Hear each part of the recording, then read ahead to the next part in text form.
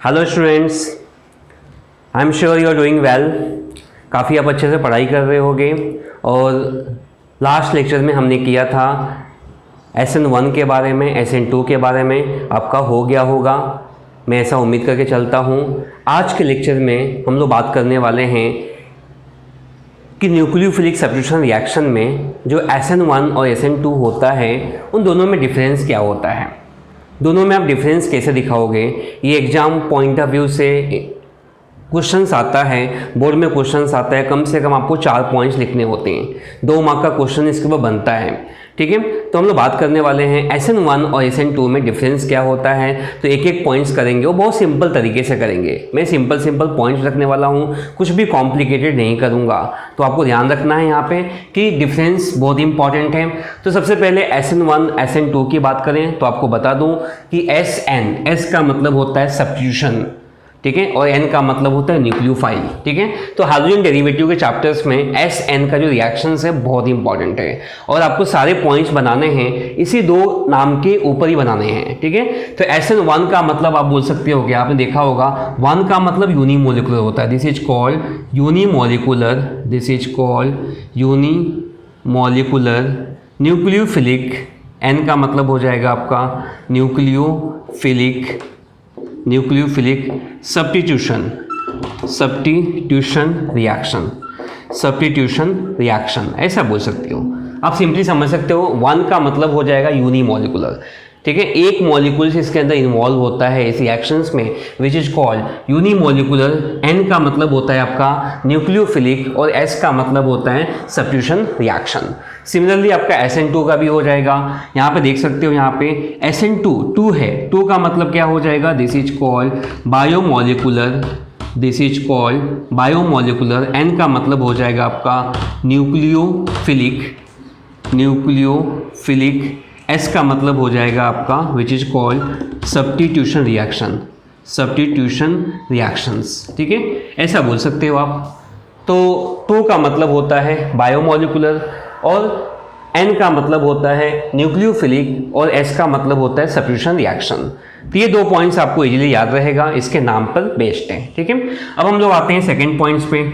Second points पे काफ़ी easy तरह से हम लोग कर लेंगे। यहाँ पे आप देख सकते हो यार, ये यूनिमोलिकुलर होता है। यूनिमोलिकुलर का मतलब क्या होता है, इसका रेट ऑफ रिएक्शंस 1 होगा। अब रेट ऑफ रिएक्शंस हमने कैसे किया था, आपको याद होगा, रेट इक्वल टू था आपका के आपका था यहाँ पे RX का मतलब आपका अल्काइल हैलाइड्स। ठीक है, यहाँ पे RX था, और यहाँ पे पावर 1 था। यहाँ पे देख सकते हो पावर 1 था। यहाँ पे आपको पता होगा टर्सरी अल्काइल हैलाइड्स कंसिडर किया था हम लोगों ने, पावर 1 था, इस वजह से इसको बोलते हैं हम लोग क्या 1। तो इसका रेट दिखाने का ये तरीका होता है। सिमिलरली अगर मैं यहाँ पे दिखाता हूँ, यहाँ पे क्या इसका रेट अगर दिखाना चाहूँ तो क्या हो जाएगा, यहाँ पे सिमिलरली R इक्वल टू क्या हो जाएगा आपका के का मतलब यहाँ पे हो जाएगा RX हो जाएगा आपका, और RX इंटू आपका न्यूक्लियोफाइल भी था, न्यूक्लियोफाइल था आपका। तो यहाँ पे देख सकते हो पावर 1, यहाँ पे पावर 1। ठीक है, तो पावर 1 मतलब क्या हो जाएगा आपका, यहाँ पे ये हो जाएगा 2। तो 2 होने की वजह से this is called second order nucleophilic substitution reaction, और this is also called biomolecular nucleophilic substitution reaction, ऐसे बोल सकते हैं। ठीक है, यहाँ पे पावर 1 है तो दिस इज कॉल्ड यूनिमोलिकुलर, यहाँ पे पावर 2 है, 2 मतलब 1 + 1 which is called biomolecular nucleophilic substitution reaction. ठीक है, सिमिलरली अगर हम बात करते हैं यहाँ पे अगर हम बात करते हैं थर्ड पॉइंट्स का, तो थर्ड पॉइंट्स भी काफ़ी आपका इंपॉर्टेंट हो जाता है। आप समझ सकते हो, यहाँ पर आपको यहाँ पे देख सकते हैं, यहाँ पे जो आपके मॉलिक्यूल्स हैं, यहाँ पे एक मॉलिक्यूल्स हैं, यहाँ पे जो मॉलिक्यूल्स है वो आपका 2 मॉलिक्यूल्स हैं। तो यहाँ पे एक मॉलिक्यूल्स क्यों होता है, क्योंकि इसका जो न्यूक्लियोफाइल्स होता है काफ़ी वीक होता है। यहाँ पे जो न्यूक्लियोफाइल यूज करते हैं वहाँ पे क्या होता है आपका, this is called weak nucleophile होता है, वीक न्यूक्लियोफाइल यूज करते हैं यहाँ पे। ठीक है, वीक न्यूक्लियोफाइल होता है। अब यहाँ पे जो न्यूक्लियोफाइल होगा दिस विल बी वो स्ट्रॉन्ग न्यूक्लियोफाइल। इस केस में जो न्यूक्लियोफाइल होगा which is called strong nucleophile होने की वजह से क्या होगा, यहाँ पे दोनों रिएक्टेंट इन्वॉल्व होता है रिएक्शंस के अंदर। और यहाँ पे क्या होता है, यहाँ पे देखोगे तो एक न्यूक्लियोफाइल होने की वजह से सिर्फ एक रिएक्टेंट से इन्वॉल्व होता है। तो माय डियर स्टूडेंट, ऐसे करके सिंपल पॉइंट्स आपको याद रखना है, जो कि आपके बोर्ड्स एग्जाम के लिए बहुत इंपॉर्टेंट होता है। फिर अगर हम बात करते हैं फोर्थ पॉइंट्स पे, ठीक है, तो जैसे हम लोग बात करते हैं यहाँ पे सॉल्वेंट के बारे में। यहाँ पे जो सॉल्वेंट यूज करेंगे हम लोग यहाँ पे, वो आपको याद रखना है, that will be what, polar. Solvent will be what, polar protic solvent,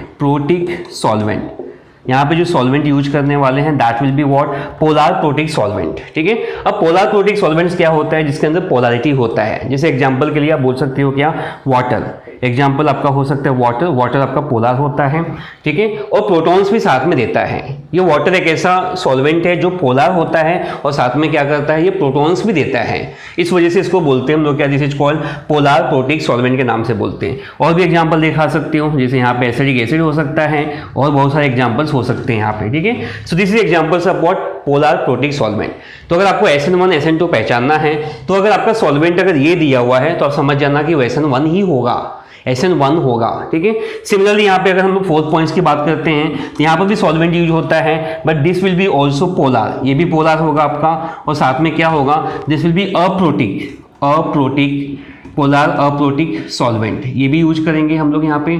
ठीक है, ये होता है आपका पोलर अप्रोटिक सॉल्वेंट। तो दोनों में डिफरेंस क्या होता है, ये भी पोलर होता है, लेकिन यहाँ ए भी सॉल्वेंट होता है, बट ये प्रोटिक होगा। प्रोटिक का मतलब जो प्रोटॉन दे सकता है। प्रोटॉन देने वाला क्या होता है, प्रोटॉन देने वाला आपका वाटर हो सकता है, प्रोटॉन देने वाला आपका एसिडिक एसिड हो सकता है, ये सब प्रोटॉन देने वाले कंपाउंड्स होते हैं। सेम आपका नेक्स्ट होगा पोलर अप्रोटिक सॉल्वेंट।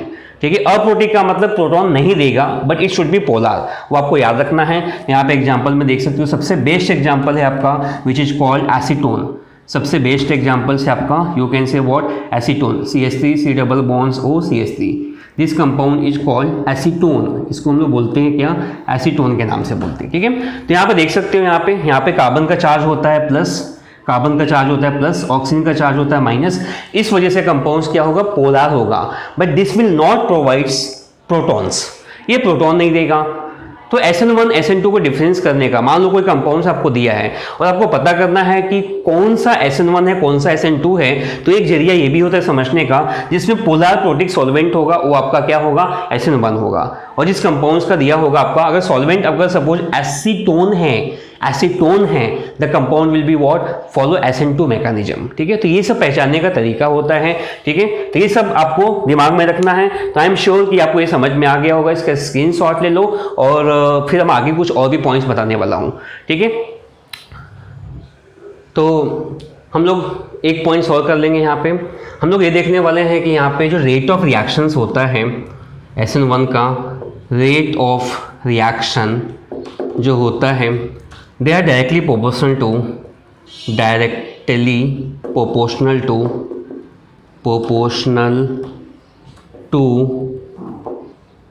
carbocations, आपको पता है कार्बोकैटायंस 3 टाइप्स का होता है, प्राइमरी कार्बोकैटायन, सेकेंडरी कार्बोकैटायंस और टर्शियरी कार्बोकैटायन। और टर्शियरी कार्बोकैटायंस मोस्ट स्टेबल माना जाता है। ठीक है, और यहाँ पे क्या होता है, यहाँ पे जो रेट ऑफ रिएक्शंस होता है SN2 में, rate of reaction inversely proportional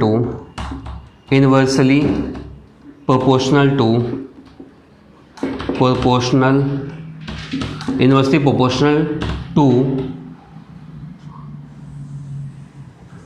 crowding of molecule. ठीक है, तो यहाँ पे बोल सकते हो क्राउडिंग जितना ज़्यादा होगा उतना आपका SN2 रिएक्शंस क्या होगा, उतना स्लो होगा, क्योंकि न्यूक्लियोफाइल को अटैक करने में काफ़ी डिफिकल्टी होती है। और यहाँ पे देख सकते हो 6 पॉइंट्स एक और बना लेते हैं हम लोग यहाँ पे। तो ऑर्डर ऑफ कार्बोकैटायंस या फिर order of SN1 will be, ये आपका हो जाएगा क्या, देखेंगे तो यहाँ पे टर्शियरी कैटायंस का ज़्यादा फास्ट रिएक्शंस होगा या फिर जल्दी से होगा। ठीक है, टर्शियरी, उसके बाद आपका आ जाएगा सेकेंडरी और फाइनली क्या होगा आपका प्राइमरी। ठीक है, इससे कम 0 डिग्री का मतलब हो सकता है आपका CH3X बोल सकते हो। ठीक है, ये ऑर्डर में आपका रिएक्शन जाएगा। सिमिलरली यहाँ पे देखोगे तो क्या हो जाएगा, यहाँ पे उल्टा हो जाएगा। यहाँ पे उल्टा कैसे हो जाएगा, आप इसको उल्टा कर दो। यहाँ पे क्या होता है, reaction, rate of reaction depends upon the what, less crowding बोलिए, या फिर rate of reaction inversely proportional to crowding, मतलब ज़्यादा क्राउडिंग होगा तो आपका रेट ऑफ रिएक्शंस क्या होगा आपका, ज़्यादा क्राउडिंग में क्या होता है, न्यूक्लियोफाइल को अटैक करने में बहुत डिफिकल्टी होती है, इस वजह से रिएक्शंस नहीं हो पाता है। तो इस केस में आप देख सकते हो कम क्राउडिंग वाला जल्दी रिएक्ट करेगा। तो कम क्राउडिंग का मतलब क्या हो जाएगा, कम क्राउडिंग का मतलब CH3X, उससे ज़्यादा आपका होगा, उससे फास्ट होगा आपका प्राइमरी प्राइमरी RX होगा, देन क्या होगा सेकेंडरी, और सबसे कम होगा आपका टर्सरी। ठीक है, टर्सरी देख सकते हो यहाँ पे, टर्सरी में क्या होता है, क्राउडिंग होता है। क्राउडिंग होने की वजह से मतलब न्यूक्लियोफाइल को अटैक करने में काफ़ी डिफिकल्टी होती है। तो my dear students, I am sure कि ये सब पॉइंट्स आपको समझ में आया होगा। मैंने डिफिकल्ट टॉपिक को बहुत ईजी वे में देने की कोशिश की है, एकदम सिंपल पॉइंट्स में देने की कोशिश की है, क्योंकि टेक्स्ट बुक के पॉइंट्स को रट्टाफाई करना बहुत डिफिकल्ट होता है। तो ये पॉइंट्स को अगर एक बार आप समझ के लिख लेते हो, कोई भी 4 पॉइंट्स की ज़रूरत है board exam point of view से, तो बस हो गया आपका। ठीक है, तो ये था। अब मैं इसके ऊपर कुछ क्वेश्चन दूंगा, असाइनमेंट होगा जो कि आपको कमेंट्स में सबमिट करना है। ठीक है,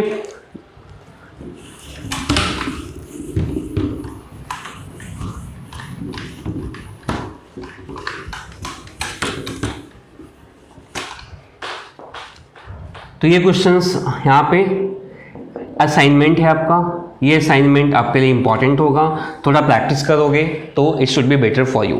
ओके, तो मेरा क्वेश्चंस ये हैं फाइंड आउट SN1 और SN2 फ्रॉम फॉलोइंग रिएक्शन। ठीक है, ये रिएक्शंस मैं आपको देता हूँ यहाँ पे, आपको सिर्फ बताना है कि SN1 होगा, SN1 मैकेनिज्म फॉलो करेगा कि SN2 फॉलो करेगा। तो सिंपल सा क्वेश्चंस होगा यहाँ पे। क्वेश्चंस ये हो जाएगा आपका, यहाँ पे देख सकते हो, I am going to consider CH3Cl। ठीक है, तो आपको बताना है, सिर्फ इतना बताना है कि SN1 फॉलो करेगा या SN2, मतलब यूनिमोलिकुलर न्यूक्लियोफिलिक सब्स्टिट्यूशन रिएक्शन होगा कि बायोमोलिकुलर न्यूक्लियोफिलिक सब्स्टिट्यूशन रिएक्शन होगा। सिंपल सा क्वेश्चन होना चाहिए। यहाँ पे क्वेश्चन नंबर 2 हो सकता है आपका, यहाँ पे देख सकता हूँ मैं CH3 है, CH है, ये आपका CH3 है, और यहाँ पर भी मैं दिखा देता हूँ CH3, और यहाँ पे दिखा दूँ Br। ठीक है, और भी एग्जाम्पल कंसिडर कर लेते हैं हम लोग। यहाँ पे एक एग्जाम्पल और देख लेते हैं। यहाँ पे ये हो जाएगा CH3, CH2, ये हो जाएगा CH3, और ये हो जाएगा आपका CH2, और ये हो जाएगा आपका, आप यहाँ पर दिखा दो CH2, CH2, CH2 and CH3, ये दिखा दो। यहाँ पे आपका हो जाएगा Cl, और यहाँ पे हो जाएगा आपका CH3।